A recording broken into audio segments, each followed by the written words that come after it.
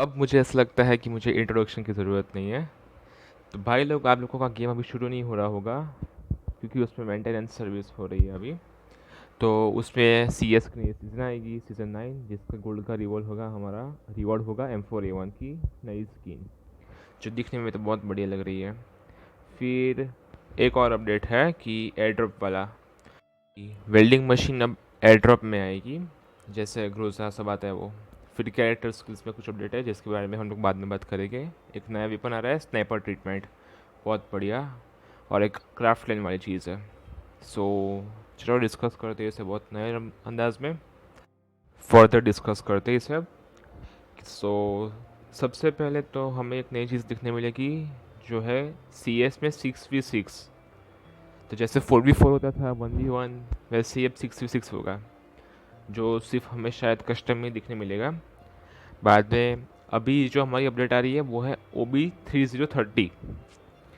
बाद में थोड़ा बहुत चेंजेस क्लैश कोड में किया है कि जैसे क्लॉक टावर था हमारा सिटी, तो क्लॉक टावर में जो जो भी स्क्वाड लोअर एरिया में स्पॉन होती थी उसके लिए इतना बेनिफिट नहीं था, उनके लिए बहुत ज़्यादा नुकसान था, क्योंकि उनके पास इतनी अच्छी पोजीशन नहीं होती, बाद में इतनी अच्छी रेंज नहीं होती। और जो भी ऊपर होता है, ऊपर की साइड पे, उस पर बेनिफिट क्या होता है कि वो इजीली नीड कर सकता है, तो उसे चेंज करेंगे।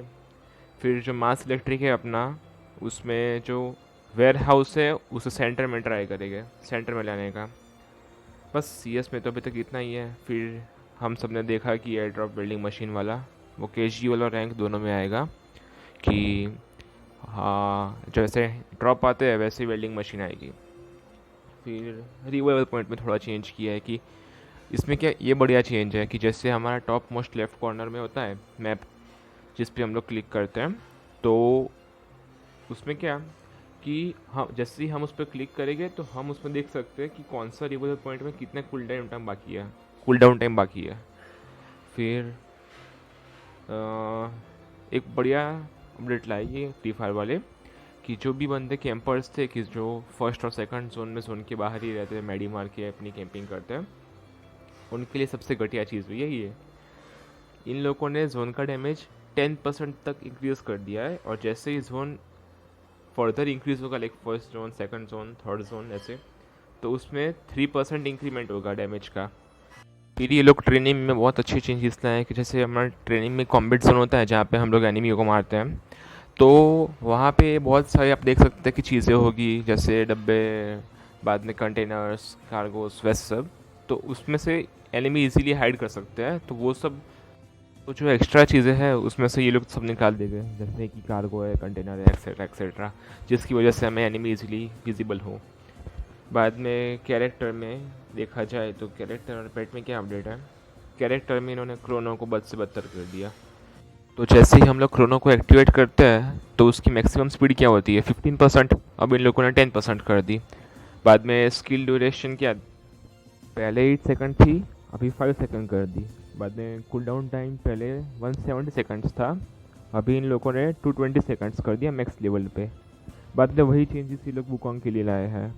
जैसे वुकोंग ऐसे कुछ कूल डाउन टाइम में वैसे कुछ चेंजेस नहीं किया, बट जैसे ही हम लोग वुकोंग को एक्टिवेट करेंगे तो जो हमारी पहले स्पीड थी, जैसे हम बूच बनते हैं तब, तो उससे हमारी स्पीड 20% कम हो जाएगी। बाद में अवेकन एंट्री में जैसे 14% तक वेस्ट अपडेटर होता था, ऐसे ही अब 11% होगा डिक्रीमेंट। सिर्फ एक ही कैरेक्टर को इन्होंने इम्प्रूव किया है, वो है शीरो, कि जैसे हमें कोई भी एनिमी कहीं से भी मारे तो उस पर ऊपर मार्क आ जाता था, और वो चलता था 20 सेकंड तक, कूल डाउन टाइम था उसका 20 सेकंड, तो उसे कम करके 10 सेकंड कर दिया है।